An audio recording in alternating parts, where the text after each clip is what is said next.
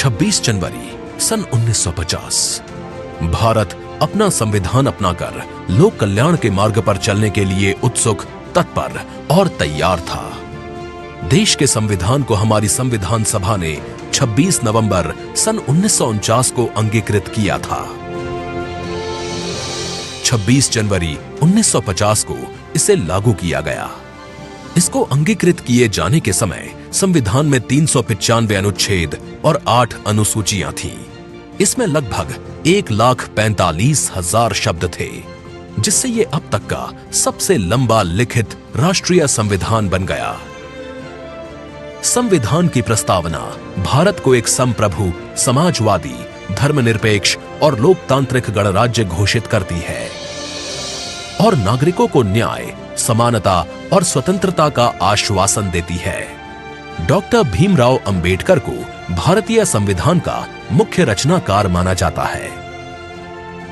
भारत के पहले राष्ट्रपति डॉक्टर राजेंद्र प्रसाद भारत के संविधान पर हस्ताक्षर करने वाले पहले व्यक्ति बने।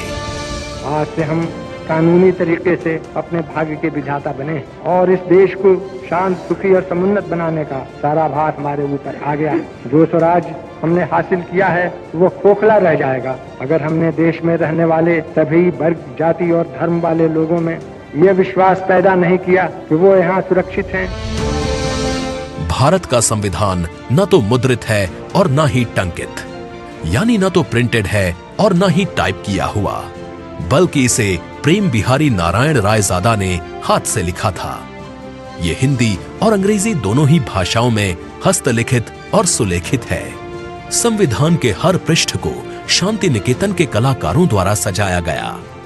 इसमें राम मनोहर सिन्हा और नंदलाल बोस जैसे कलाकार शामिल हैं।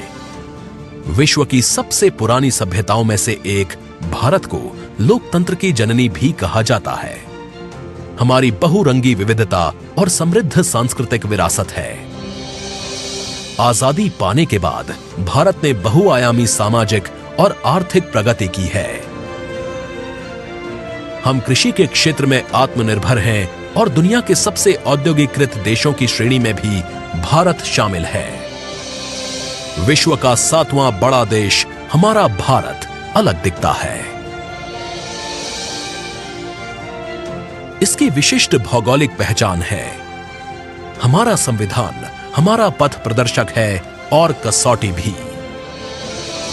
हमारा संविधान संसदीय संप्रभुता और न्यायिक सर्वोच्चता का समन्वय है। यहाँ संसदीय शासन प्रणाली है, एकीकृत और स्वतंत्र न्यायपालिका है। सभी नागरिकों को मौलिक अधिकारों की गारंटी है।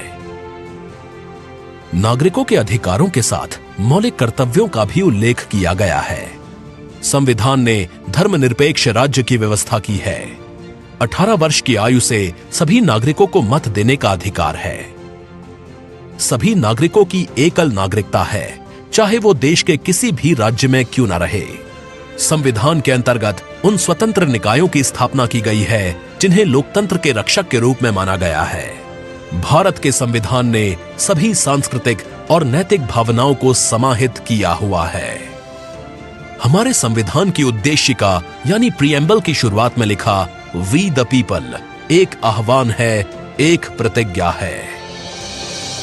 हम भारत के लोग भारत को एक संपूर्ण प्रभुत्व संपन्न, समाजवादी, पंथ निरपेक्ष, लोकतंत्रात्मक गणराज्य बनाने के लिए तथा उसके समस्त नागरिकों को सामाजिक, आर्थिक और राजनीतिक न्याय, विचार, अभिव्यक्ति, विश्वास, धर्म और उपासना की स्वतंत्रता, प्रतिष्ठा और अवसर की समता प्राप्त कराने के लिए तथा उन सब में व्यक्ति की गरिमा और राष्ट्र की एकता और अखंडता सुनिश्चित करने वाली बंधुता बढ़ाने के लिए दृढ़ संकल्प होकर इस संविधान को अंगीकृत, अधिनियमित और आत्मार्पित करते हैं। वी द पीपल ये सिर्फ 3 शब्द नहीं, एक आह्वान है, एक प्रतिज्ञा है, एक विश्वास है।